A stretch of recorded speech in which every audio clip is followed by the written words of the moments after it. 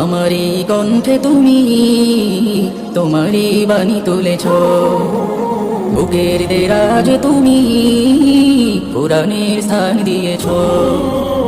এত ভালোবাসো কেন মালিক আমায়, কি করে শুকুর তার করি আদায়। এত ভালোবাসো কেন মালিক আমায়, এত ভালোবাসো কেন মালিক আমায়।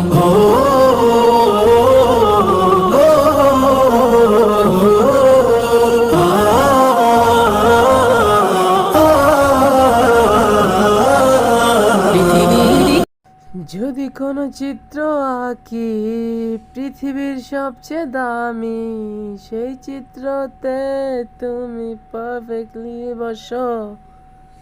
কেন লাগে শূন্য শূন্য বলো, তোমায় ছাড়া তো তুমি কি তা বলতে